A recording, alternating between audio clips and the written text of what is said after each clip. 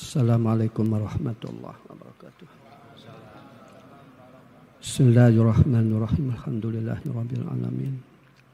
Wassalatu wassalamu ala sayyidina Muhammadin wa ala alihi washabbihi ajmain. Amma ba'd. Yang kita hormati bersama pengasuh Pondok Pesantren beliau Ki Haji Anwar Mansur dan zuriyah Ki Abdul Karim, Ki Haji Hasan Sukri Zamzami, Ki Haji Alim Falahuddin dan lain-lain, para hadirin hadirat yang saya hormati dan mudah-mudahan dimuliakan oleh Allah fi dunia wal akhirah, amin ya rabbal alamin.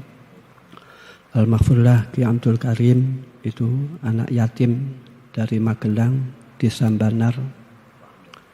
Beliau mondok, riwayatnya dengan saudaranya bertiga.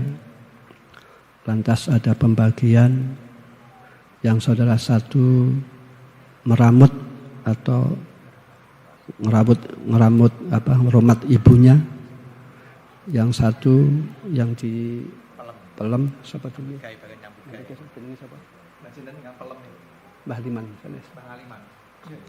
Mbah Liman itu yang membiayai Al-Maghfurlah Ki Abdul Karim, sebab beliau itu anak yatim. Jadi artinya Mbah Liman itu sangat besar sekali jasa terhadap Ki Abdul Karim yang mengarahkan mondok. Dan beliau mondoknya banyak ya, di Kertosono belajar Al-Quran, terus di Ki Khalil Bangkalan, dan beliau mondok penuh masyaqat ya, penuh masyaqat.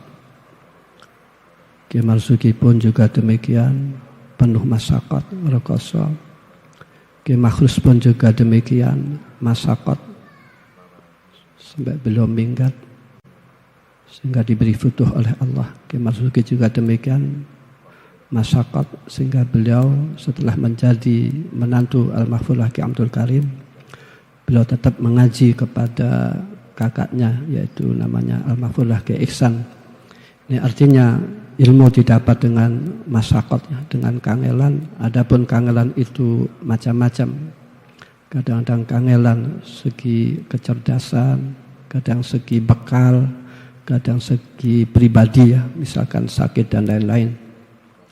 Dan setelah beliau itu di rumah, beliau riwayatnya ya, sejarahnya saya hanya tahu mendengar dari orang lain yang menyampaikan sejarah. Beliau tidak punya keinginan punya pesantrennya, tidak sengaja membuat pesantren. Namun santri-santri ingin mengaji kepada beliau, sehingga santri-santri itu membuat kamar sendiri-sendiri. Sehingga Lirboyo itu bangunan, kan ada bangunan dari HP Cirebon, Brebes, Magelang, itu sebenarnya demikian. Jadi pondok dibangun oleh santri. Dan sampai sekarang asalnya kan masih ada tiap-tiap HP membangun dan lain-lain. Beliau istiqomah ya, beliau istiqomah. Puncak derajat yang mulia adalah istiqomah ya. Al-istiqomah afdalu min alfi karamah. Di mana orang besar itu kuncinya istiqomah. Istiqomah itu tentu harus didukung dengan qanaah, nerima dengan apa adanya. Al-Maghfurlah Ki Abdul Karim itu qanaah segala-galanya. Beliau tidur tidak pernah mapan tidur, hanya keturun. Yang saya tahu dari orang tua saya, Al-Maghfurlah Ki Abdul Karim itu jamunya biasanya beras kencur, jamu kencur, mana beliau itu sehat. Dan beliau juga minumnya susu, yaitu punya kambing, diperah minum susu.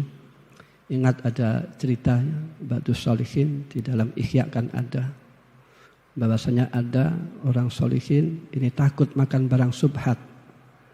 Dia tidak mau makan apa-apa kecuali dia itu makan dari susunya kambing.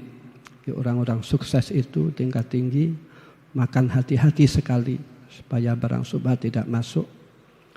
Dia minum itu, makan itu hanya minum susu kambing. Dan suatu saat dia sholat, lantas kambingnya itu lepas, lantas kambingnya itu makan tanduran orang lain. Lantas begitu kambingnya makan tanduran orang lain, ini kan subhat, akhirnya kambingnya ditinggalkan, ya. Tidak diambil. Jadi walaupun Kiai Abdul Karim itu ngewu kambing, namun kambingnya tidak makan tanaman orang lain. Beliau menjaga makanan. Dan juga beliau hidup dalam qanaah dan zuhud dan tawakal kepada Allah Subhanahu wa taala. Artinya ketika kiai-kiai berjuang kemerdekaan, Kiai Abdul Karim itu istiqomah.